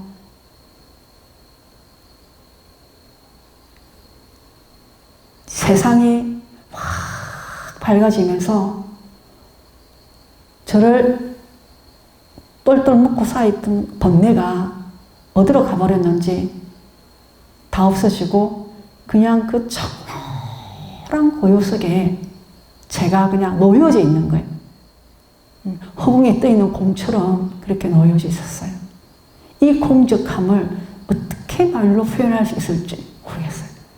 그래서 한 1시간 정도 그렇게 있었는데 1시간 정도 지나니까 저 아래에서 반딧불 같은 불이 하나 반짝반짝하고 보여요. 그러니까 말이 소리를 이렇게 해요. 나를 보고 불을 봐라 하는 신호를 하는 것 같아. 이렇게 보니까 아주 멀리서 그게 보여요. 그리고 또 말이 막 아무 미동도 안 해요. 저는 그 적막한 그 정말 말로 표현할 수 없는 희열 속에서 그 물질이 하나도 느껴지지 않는 그 공적한 공간 안에서 강활함을, 희열을 느끼면서 고요 속에 그냥 제 숨만 느껴질 뿐이지 아무것도 느껴지는 게 없는 거예요. 근데 한참 지나니까 두 사람이 후레쉬를 하나 들고 제 뒤를 지나가는 거예요. 지나가니까 말이 이렇게 돌아서면서 마주보고 가자고 이렇게 끄는 거예요. 그래서 이 말이 아주 천천히 저를 데리고 이제 제대로 그게 진짜 수미산 가는 길이라 그 길이 나중에 알고 보니까 그 진짜 수미산 가는 그 길로 이 말이 저를 데리고 들어가는 거예요. 근데 그때서 한참 들어가니까 정신이 차려져. 그때서 현실감이 느껴지는 거예요. 가만있어 봐. 우리 일행이 어디 있지? 어디서 우리가 헤어졌나? 어떻게 만나야 되나? 이렇게. 그래서 제가 거기서 우리 제자 이름을 불렀어요. 제자 이름이 도부인데 도부야 이렇게 부르면 컷을 부르면 그 마부가 그 이름을 애워서 지도 불러. 또 말이 또 소리를 큰 소리를 불러요. 그래서 내가 부르면 마부가 부르고 마부가 부르면 말이 소리를 내고 이렇게 해서 이제 제2 캠프까지 가는 거예요. 제2 캠프까지 갔더니 천막을 쳐놓고 사람들이 거기서 차를 마시는 곳이 제2 캠프인 거예요. 가는데 아는 사람이 한 명도 없어요. 일행들이 없어요. 그래서 이제 거기에서 기다렸죠. 설마 나를 두고 산을 타지는 않았을 거고 어디로 온 거에서 올 거다 하고 있는데 그 말이 그 휴게소에 가니까 아주 조심스럽게 무릎을 꿇고 땅에 딱 무릎을 꿇고 앉는 거예요. 내리라는 거예요. 저보고. 그래서 땅에 착 달부터 앉아가지고 저를 내려주는 거예요. 사람보다 제가 낫다라는 걸 알았어요. 저기 막사에 들어가면 물이 있다고 이렇게 코로 이렇게 해요. 이렇게 가라고. 그리고 보니까 사람들이 그 안에 있는 거예요. 그 가니까 따뜻한 물도 있고. 그래서 거기서 한 30분 있다 일행을 만났어요. 일행을 만나서 어떻게 왔냐니까 그들은 그 산을 넘어서 소가 똥을 싸는 걸 보면서 말이 지나갔다 생각을 하고 그거를 따라서 내려왔다라는 거예요. 그 내려오니까 기계 나오더라. 그래서 알아보니까 제 캠프가 머지않은 곳이 있기 때문에 스님이 거기에 와 있을 수도 있다. 그래가지고 그 사람들도 걸로 왔다라는 걸. 거기서 일행들을 다 만났는데 저는 수비산 가기 전까지는 정말 사람을 보고 싶지 않았어요. 사람이 정말 힘들었어요. 사람을 만나는 게. 버겁고 하여튼 힘이 들었어요. 근데 거기에 있는 사람을 만나는데 그렇게 반가울 수가 없는 거예요. 그렇게 기쁠 수가 없는 거예요. 사람이 이렇게 기쁜 거였나? 사람 만나는 게 이렇게 반가운 거였나? 이걸 알았어요. 그리고 이제 다 모여서 출발을 또 하는데 또 말이 무릎을 착 꿇더니 타라는 거예요. 지등에. 내가 너무 고마워서 이제 내가 살살 걸어갈 수 있다. 네가 짐을 지고 앞으로 걸어가면 내가 뒤따라갈게. 앉는 거예요. 안 일어나, 앉으라고, 타라고. 그래서 탔어요. 타니까 천천히 나를 데리고 이제 스님산을 오르는 거예요, 이렇게. 그날로 그 산을 넘어야 돼. 5,650인가를 넘어서야 무조건 넘어가야 되는 거예요, 그 산을. 그래가지고 이제 얻어만큼 올라왔을 때는 약 5천 정도 됐을 때는 내가 말과 함께 등을 치면서 이제는 내가 혼자 걸어. 너도 혼자 걸어라. 너무 힘드니까. 그래서 둘이 나란히 앞서고 뒤서고 마부랑 셋이서 일행들은 앞에 가고 우리는 제일 뒤에서 이렇게 넘어가는 거예요. 넘어가는데 그게 이제 얼굴도 뭐 전부 다 거진 새파래요. 그게 산소 20%밖에 없기 때문에 뭐 숨을 쉴 수가 없는 거죠, 거기서. 그런데 거기에 최고 높다고 하는 5,650고지, 그 뗄마고개라 하는데, 그 고개에 올라갔는데, 그게 우박도 오고, 막 비도 오고, 막 천둥 벼락 붙이고 막 그런데요. 그래서 올라갔는데, 갑자기 하늘이 확 개이는 거예요. 개이면서 순산이 막 바로 그 앞에 쫙 펼쳐지는 거예요. 그래서 거기다가 스님 가져간 가사를 그러니까 현재의식과 무의식이 이렇게 다른 거예요. 가사를 거기다가 그 다르초 꺼내다가 가사를 딱 묶으면서 스님이 하는 말이 다음 생에는 더 깊고 넓은 지혜와 자비를 가지고 중생을 제도하러 오겠습니다. 이렇게 얘기를 하는 거예요. 제가 그 말 하는 저를 보고 깜짝 놀랐어요. 이 사바세계가 싫어서 진저리가 나가지고 정말 떠나고 싶었는데 또 돌아온다고 하면서 가사를 먹는 나를 보면서 깜짝 놀랐어요. 이렇게 현재의식과 무의식이 이렇게 다르나? 현재의식과 나의 자성이 이렇게 달랐어? 그럼 나는 완전히 그냥 번뇌에 묶여서 지금까지 너를 띄고 살았구나. 완전히 쏟고 살았네. 뭐 이런 이제 생각이 확 들면서 거기다가 가사를 걸고 반야신경 한 편을 정말 너무나 어렵게 한 편을 치고 그 고개를 이제 지나서 이제 밑으로 이렇게 절벽을 타고 내려와야 되는 거예요. 그거를 딱 지나는 절벽을 타고 내려가려고 하는 그 시전에 제가 저체온증이 온 거예요. 체온이 확 내려가면서 사제균이 쫙 빠져버렸어요. 야, 근데 진짜 여기서 정말 죽겠구나. 여기서 많이 죽는다 하더니 정말 죽겠네. 이렇게 생각을 하고 돌박에 앉았어요. 돌박에 딱 앉아 있는데 어떤 외국인이 인도 사람인지 네팔 사람인지 가무삽잡하게 생긴 어떤 아저씨가 다가오던지 초콜릿을 까가지고 제 입에 넣어주는 거예요. 그러고는 제 입에 앉더니 자기가 갖고 있는 거기서는 물 한 모금이 천금같이 귀한 물이죠. 그 물을 따뜻한 물을 한 컵을 먹으라고 주고 하여튼 초콜릿과 뭔가를 또 더 줬어. 근데 그거를 먹는 순간에 체온이 확 오르면서 다시 회복이 확 되는 거예요. 그 5,600고지에서 한 번도 본 적이 없는 그 사람이. 그래서 괜찮냐고 그러면서 제 손을 잡고 그 절벽을 같이 내려가 주는 거예요. 그 제 3캠프가 있는 데까지 같이 가주는데 참 해맑고 너무나 아름다운 청년 같았어요. 그 청년이 스님 손을 잡고 그 거친 내리막길을 손을 잡고 그 제 3캠프까지 저를 데려다 줬는데 그 막 바위를 건너고 막 절벽을 건너고 막 이렇게 내려가야 되는데 너무 사뿐사뿐하게 웃어가면서 그렇게 즐겁게 저를 데려다 주는 거예요. 그래서 제가 그 청년 손을 잡고 절벽을 내려가면서 정말 인연을 잘 지어야 되는 거구나. 이 악연도 선연도 어디선가 만나는데 무조건 선연을 지어야 돼.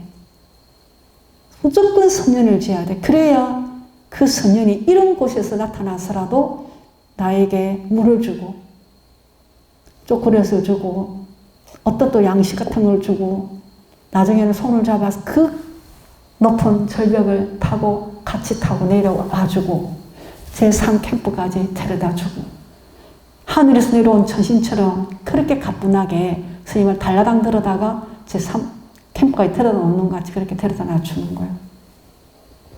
그래서 그때 깨달은 게 부모 자식이든 누구든 간에 무조건 착하고 좋은 인연을 지어야 돼. 선한 인연을 지어야 돼. 너무나 중요하구나.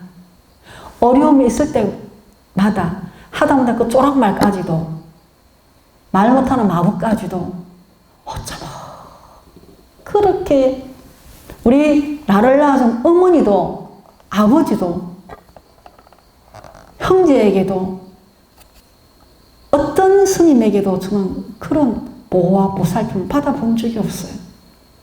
저는 그 20살을 오르면서 처음으로 알지 못하는 사람들에게 그런 도움을 받아가면서 그 20산을 넘은 거예요. 넘어서 이제 거기에 갔더니 우리 마부가 벌써 가가지고 따뜻한 물을 끓이고 먹을 음식을 수프를 만들고 기다리고 있는 거예요. 지가 먼저 가서 쪼락말이랑. 그래서 너무 고맙게 거기서 정말 유죽 같은 걸 죽을 한 그릇 얻어먹고 물도 이제 얻고 그래가지고 이제 그다음 길을 이제 만나서 걸어 나가야 되는 거예요. 바깥으로. 네. 그래 나가는데 끝이 보이지 않는 암벽, 붉은 암벽산이 하늘 끝이 안 보이고 양쪽으로 솟아있는 거예요. 내려가는데 그 길을 말은 앞에 걸어가면서 저를 이렇게 힐끗힐끗 쳐다보고 마부는 말을 꼬피를 잡고 앞에 가고 저는 쪼락말 뒤에 천천히 따라 내려가는데 갑자기 그 엄청난 붉은 산 양쪽 산이 쌓여있는 그 골짜기에서 소리가 들리는 거예요. 내가 이거 미쳤는가 보다. 한층이 들리나 보다 이거. 내가 여기 제정신이 아니가 이 고산능 때문에 내가 한층이 들리나 소리가. 그래서 이제 제가 그 마부에게 저기에서 소리가 들리냐 그러니까 마부가 안 들린다고 그 나 혼자 들리는 거야 소리가. 참 힌디어가 아니고 티베트도 아니고 한국말로 들려. 첫 마디가 이렇게 가면 돼. 이렇게 천천히 숨을 쉬면서 천천히 가도 된다고. 한국말로 이렇게 천천히 가라고. 이렇게 천천히 가면 된다고. 하늘에서 음성이 1시간 정도 그릇까지 들리는 거예요. 이렇게 천천히 가도 돼. 이렇게 천천히 가거라. 계속 천천히 가라는 거야. 이렇게 숨을 쉬면서 천천히 가는 거야. 천천히. 이 천천히라는 소리가 끊어지지 않게 들리는 거야. 천천히 가도 된대요. 천천히 가도 돼. 그 소리를 듣는데 2004년도에 스님이 죽게 생겼을 때 그때 법화경 열애설왕품을 읽고 있는데 그때도 한번 스님 귀에 하늘의 소리가 들린 적이 있어요. 괜찮아. 아무도 죽지 않아. 그때 2사람이 죽게 생겼는데 2사람이 문제가 발생했어요. 그래서 2사람이 죽게 생겼는데 제 귀에 괜찮다고. 괜찮아. 아무 일도 없어. 괜찮아. 라고 했어요. 그게 50일이 되어야 그 검사 결과가 나오는 그런 상황이었는데 괜찮다고. 한 15일 정도 지났는데 괜찮다 했어요. 근데 누가 죽는다 했냐면 의사가 죽는다 하지 제 귀에는 생생하게 괜찮다라고 그 하늘의 목소리가 들려온 적이 있었는데 그때하고 비슷한 거예요. 괜찮다고. 이렇게 천천히 천천히 가도 돼, 이제 천천히 가도 돼. 그래서 그 산 골짜기에 천상의 처녀들이 거기서 춤을 추는 것 같아, 구름이. 그 붉은 벽산이 태상같이 솟아있는 그 사이로 하늘에 뭉게구름이 춤을 추듯이 막 이렇게 흘러가는 거예요. 꼭 하늘의 천녀가 춤을 추듯이. 그런데 그런 소리가 들리면서 우리가 검은 구름이 있다가 확 물러가면 푸른 창공이 드러나듯이 제 의식이 확 밝아졌어요. 번뇌가 싹 없어졌어요. 아무 생각이 없어지고, 생각도 없어지고, 일어나지도 않을 뿐만 아니라 있던 것도 다 없어지고, 아무것도 없어요. 그냥 텅텅 빈 허공이 되어버렸어요. 그 길을 한 5시간 걸어 나왔는데, 텅텅 비어버린 허공이 되고, 사람들은 다 가고, 나랑 조랑말이랑 마부만 최고 꼴찌에서 셋이 걸어가는데, 너무 말이 잘 통해요. 마부하고도 잘 통하고, 조랑말하고도 잘 통하고. 그래서 그 길을 오다가 쉬면 마부가 물을 주고, 또 조랑말은 먹이를 먹고, 또 오다가 쉬고, 말이 안 가. 내가 힘들 때쯤 되면 서요. 쉬라고. 자, 이 말은 하늘에서 내려왔는가? 불보살님이 이 말을 보내줬나? 어떻게 이렇게 영특하고 내가 힘들어서 손을 몰아쉬면 말이 딱 서. 안 가. 앉으라는 거지. 쉬라는 걸. 그래 또 가고. 그래 1시간 정도 그 허공에서 들리는 그 소리를 들으면서 내가 어리석었다라는 걸 절절하게 깨달았어요. 내가 어리석었다. 나의 무지와 무명과 나의 집착이 이와 같은 고통을 만들었었구나. 그게 다 날아갔습니다. 아무것도 없어졌어요. 상그리 다 날아가고, 제가 안 오니까 먼저 간 일행들 중에 2사람이 저를 도로 대밖으로 찾으러 왔어요. 길로. 그래서 이제 그 사람들하고 이제 숙소로 돌아가는 길에 제가 가진 모든 것들, 몸만 납두고, 입은 옷만 납두고 그 말과 그 마부에게 제가 다 주면서, 우리 다음 생에 이렇게 말고 좋은 인연으로 이렇게 만나자. 정말 고마웠다. 내가 입은 은혜가 어느 생인가 갚아야 한다면 내가 당연히 갚아야지. 그렇지만 너희들이 나에게 입은 은혜가 있어서 이와 같이 했다면 완벽하게 다 갚은 거다. 너무 고맙고 감사하다라는 제가 인사를 전하면서 그 길에서 이렇게 그들과 헤어졌어요. 헤어지고 숙소에 왔는데, 숙소가 5천 정도 되거든요. 그 숙소가 5천 정도 되는데, 사실 제가 잘 걷지도 못했는데, 그 길을 넘어와서 숙소에 오니까 제 몸이 다 회복이 다 돼 있어요. 모든 것이 다. 한국에 있었던 그 너덜너덜한 몸과 마음이 다 어디로 없어졌고, 새로운 몸이 생겨서 온전히 몸과 마음이 그전보다 훨씬 건강한 모습으로 바뀌어져 버렸어요. 그거를 발견하게 됐어요. 그리고 내가 그게 오천고지인데도 오천고지인 줄 인지가 안 될 만큼 거기가 편안한 곳이 됐어요. 그래서 스님이 그 중간에도 많은 이야기가 있지만, 그 길을, 그 수미산을 갈 때는 정말 돌아오고 싶지 않아서,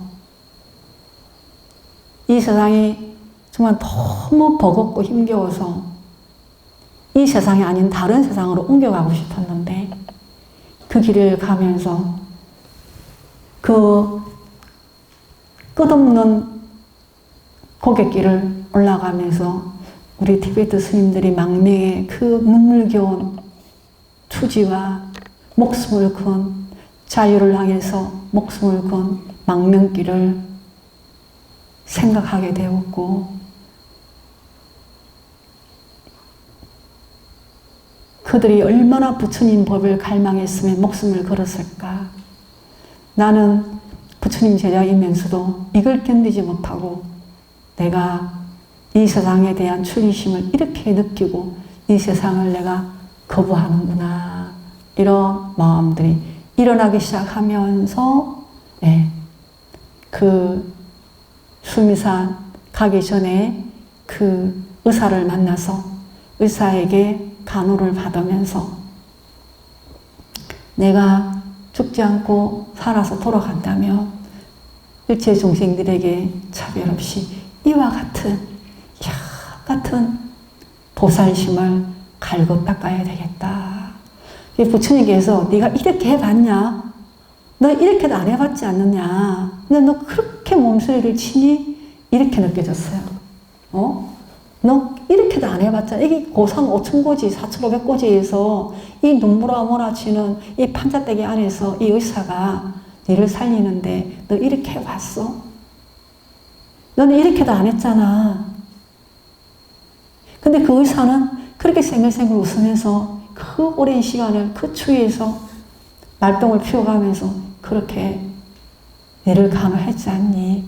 너도 당연히 좀 배워라. 이것 좀 봐라. 이렇게 하는 것 같았어요. 거기에서 제가 부끄러운 마음이 일어났어요. 내가 인욕심이 덜하고 내가 참고 견딜 힘이 덜하고 내 목숨에 대해서 내가 집착하고 있는 내가 있었구나.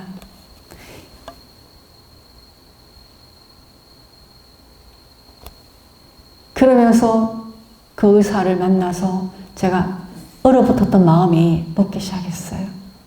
그 의사와 한 7시간 정도, 6시간 정도 같이 있으면서 말도 안 통하지만 아주 생글생글 웃으면서 아주 그렇게 다정하게 따뜻하게 간호해주는 그 의사를 통해서 세상의 의사가 우리 병원 서쳐간 의사들 같지는 않아. 이런 사람도 있어.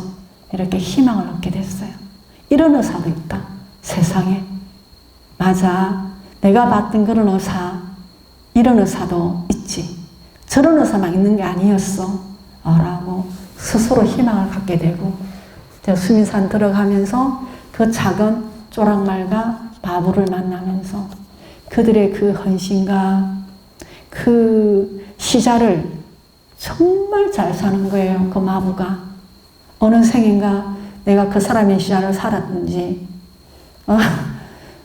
뭐 어떤 인연으로 그렇게 흘러가는 그 물을 받아다가 소똥을 피워서 끓여가지고 주고, 정말 너무너무 기가 막힌 제가 돌봄을 받으면서 중생들을 이렇게 돌봐야 하는 거구나.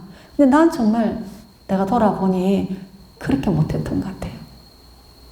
맨날 힘들어서 지쳐서 시달려갖고 막 갈팡질팡 그냥 앞인지 뒤인지도 모르고 그냥 죽게 살기를 그냥 살았던 나의 그 처절한 몸부림치는 삶이 적나라하게 보이면서 나 왜 그렇게 살았나. 그런 것도 알게 되고, 그 추부로 산에 올라가서 그 동자 스님 2사람에게 시봉을 받으면서 그 어린 동자성들이 거기에서 아서로 스님들을 돌보고 차를 끓이는데 천상에서 내려왔는지 어쩌면 그렇게 사랑스럽고 정말 너무너무 순수하고 아름다운 어린 스님들을 만나서 저도 같이 천진해지고 맑아지고 어린아이가 되는 그런 경험을 했어요. 그리고 그 산을 오르면서 그 말이 그렇게 그 높은 산 8분 능선에서 뛰어내렸대요. 나중에 알고 보니까. 그래서 다들 각자 말은 안 했지만 우리 스님이 죽었을지도 몰라. 해가 밝아야 찾지. 새벽이니까. 말은 살았을지 모르지만 우리 스님은 떨어져 죽었을 거야. 마모도 죽었을 거야. 이렇게 생각했대요. 같이 간 일행들이. 근데 어디가 어딘지 모르니까 찾을 수도 없는 거예요. 그 망망한 산천에서.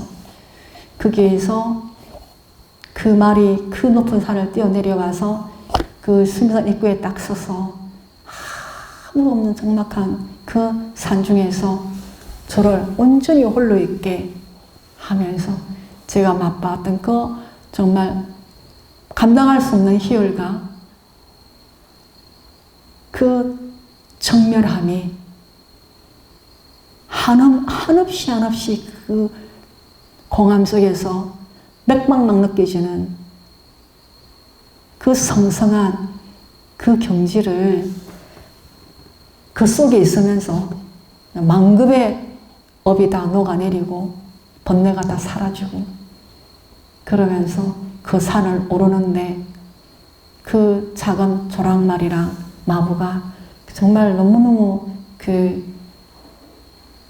보호하고 돌보면서 가다가 위기를 만나면 또 누가 와서 도와주고 또 위기를 만나면 또 누가 와서 이렇게 해서 제가 죽지 않고 수미산을 돌아 내려오도록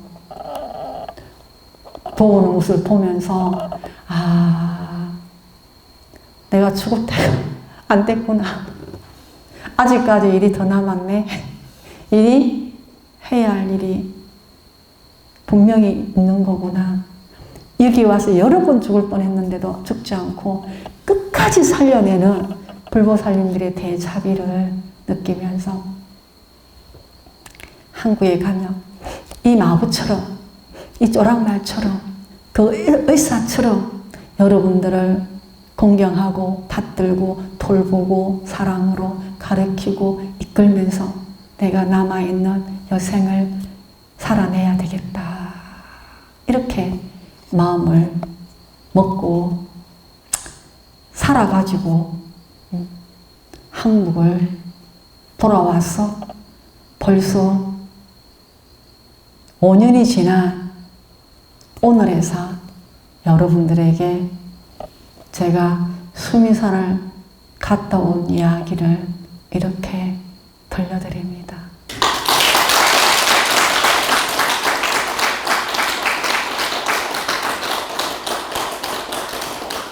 아마도 좀 더 건강한 몸과 마음으로 내년쯤에 코로나가 풀려서 반드시 한 번 더 가고 싶은 곳인데 가게 된다면 그때는 2007년도처럼 그렇게 어렵고 힘들고 고통스러운 그런 수미산이 되지는 않을 거라는 생각이 있어요. 예, 그때는 몸도 마음도 정말 다 부서져서 많이 시작이 됐기 때문에 그 길이 정말 고통의 절정까지 3일 동안 싸고 토하니까 이제는 몸에 아무것도 남아있는 것 같지가 않았어요. 그래도 거기에서 녹두를 만나고 그 녹두죽을 끓여서 먹고 기력을 회복하고 그 빵을 얻어서 먹고 회복하고 이러면서 나는 여러분들에게 이런 말씀 드리고 싶어요. 우리가 선하게 살면 어지게만 산다면 하늘도 돋고 땅도 돋고 돌도 돋고 나무도 돋고 짐승도 돋고 천지 만물이 우리를 살려내고 돕는다. 내가 어디에 있다 하더라도 천지 만물이 나를 보호하고 나를 이끌고 나를 살려낸다. 그래서 난 여러분들이나 저도 마찬가지지만 우리가 선한 공덕을 정말 많이 지어야 하고 선한 인연을 악연도 선한 인연으로 만들어가고 용서 못할 몇 생을 지난다 하더라도 용서할 수 없는 그런 사람일지라도 용서해야 된다. 나를 위해서 용서해야 된다.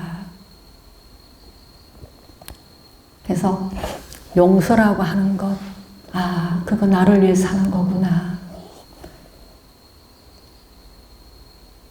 그래서 선한 인연, 선한 공덕이야말로 여러분들이 죽을 때에도 죽을 때도 여러분들을 도울 거예요. 오늘 우리 호수병동에 그 기독교 장로님이 임종준비를 오전에 하고 있었어요. 그 아들이 목사이고 그러신데 우리 병원에 오셔서 계셨었어요. 그 장로님이 참 기도를 많이 하시는 것 같아요. 몸이 말기 암인데도 몸이 깨끗하시고 의식이 명료하고 그분이 좋아하는 찬송가가 있어요. 그 유튜브를 열어서 그 찬송가를 기전에 들려주면 그렇게 은혜로워하시고 감사해하시고 좋아하시고 마음으로 따라하시고 오늘 죽어가는 가정 안에서도 당신이 좋아하는 그 찬송가를 들으시면서 은혜로워하시고 아들이 기도해 주시고 저도 기도해 드리고 또 다른 목사님이 전화로 기도해 주시고 기도 받아가면서 죽음의 여정을 하는데 그분이 내가 장로님 이 시간이 지나면 바로 천당 문 앞에 있을 겁니다. 그죠? 그러니까 그렇다라는 거예요. 하나님을 꼭 만나실 거죠. 하늘나라에 가시면 오래 계시지 말고 또 함께 태어나세요. 그랬더니 다음 생에는 꼭 목사님 되세요. 그랬더니 지금 좀 숨이 차고 힘들지만 이 숨이 멎어지면 바로 천국의 문 앞에 계실 겁니다. 그 장로님 믿으시죠? 그러니까 이벌 아멘. 기독교인도 그 정도로 하고 죽는데 우리 불자들은 그리 안 하고 죽으면 되겠어요. 여러분이 한 절이 얼마고 절을 도대체 몇 번을 했으며 기도를 얼마나 많은 시간을 기도를 바쳤으며 얼마나 많은 시간을 수행을 했으며 5만 절에 다니면서 불사람 다 하고 그렇게 많은 공덕을 지었는데도 우리가 그렇게 못 죽으면 이거 문제가 있는 거예요. 그것은 우리가 가지고 있는 마음씀이 이 마음씀이에 문제가 있었고 우리가 하는 말과 생각과 행위에 문제가 있었던 거예요.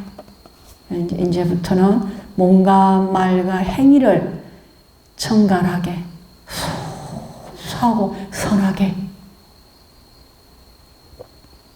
가지면서 좋은 인연을 짓고 선한 공덕을 쌓고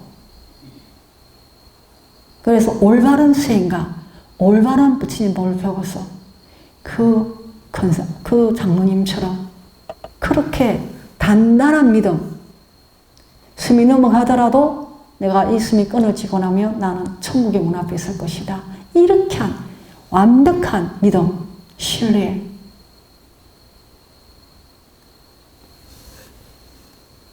그리고 그 목사님들이 핸드폰으로 오지를 못하지만 장로님에게 여러 사람들이 핸드폰으로 은혜롭게 기도해주고 아들이 기도해주고 스님도 기도해주고 그 기도 속에서 여러분들은 죽을 때 중 한 명도 없어요. 여러분 옆에 있으면 기적이에요.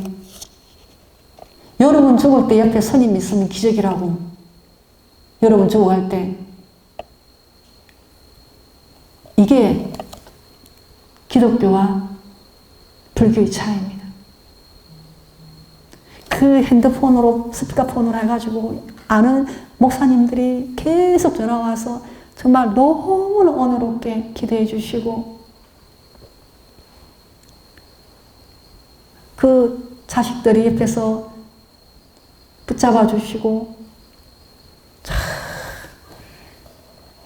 여러분은 누가 전화해서 기도해 줄까? 어떤 스님이? 오늘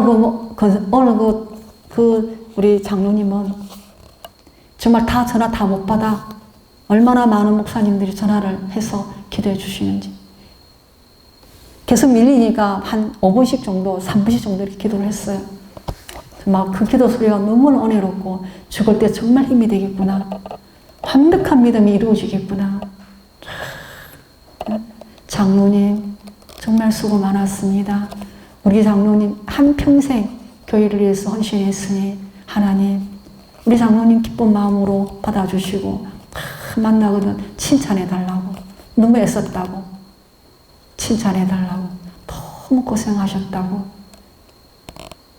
그런 말씀도 해주시고 목사님들이 얼마나 위로와 찬양과 그 정말 좋은 기도들을 해주시는지 그렇게 임종의 과정을 진행해 갔어요. 근데 여러분들은 너무 불쌍해. 우리 불자님들은 너무 가여워. 여러분 젊은 날에 아는 스님들 손을 10손가락도 더 넘지 더 많죠. 여러분 죽을 때는 한 명도 없어요. 누가 전화해서 기전에 대고 그렇게 아름다운 목소리로 기도해 줄 사람 있어요? 있으세요? 이게 바로 자업차득인 거예요. 여러분들이 지어서 여러분들이 받는 거예요. 이제는 아무도 기대하지 말고 바라지도 마시고 여러분이 먼저 가는 사람들에게 그와 같이 해줄 수 있어야 돼요. 여러분들이. 그게 인이 되고 연이 되어서 여러분이 갈 때 많은 도반들이 그렇게 기도해 줄 거라는 거죠. 내가 인을 심지 않으면 인이라 하는 것은 내 복전에 존재할 수 없어요. 그래서 오늘 오전에 그 장로님의 임종 과정을 지켜보면서 우리 불자들은 참 불쌍하다. 가련하고. 이 불쌍하고 가련한 이 처지를 또 여러분들은 잘 몰라요. 알지 못해요. 이게 또 참으로 기가 막히게 불쌍한 거예요. 가여운 거예요. 이것조차도 모르고 사는 우리가. 그래서 참 내가 오늘 그 기독교인들이 그 바치는 기도와 헌신을 보면서 성경 한 권이라 할지라도 위대하다. 훌륭하다. 이 죽음 앞에 이렇게 많은 사람들이 사랑과 관심을 보이고 그분이 편안한 죽음을 맞이할 수 있도록 최선을 다하는 그들의 노력을 보면서 그런다고 여러분들 보고 스님이 기독교를 개종하라는 얘기가 아닙니다. 우리도 그와 같이 누구누구 믿지 말고 부지런히 보고 듣고 배워서 먼저 가는 사람들 잘 배워야 할 줄 아는 기도할 줄 알고 내가 할 때도 또 후배들이 나를 위해서 그와 같이 축복하고 보호하고 돌볼 수 있는 그런 능력을 우리가 키워가야 한다라는 말씀으로 오늘 수미산 다녀온 이야기를 여러분들 함께 전합니다. 내일 아침에 자고 나서 우리가 만나서 찬잔하면서 어땠는지 스님에게 소감을 좀 들려주실래요? 네. 좋아요. 감사합니다.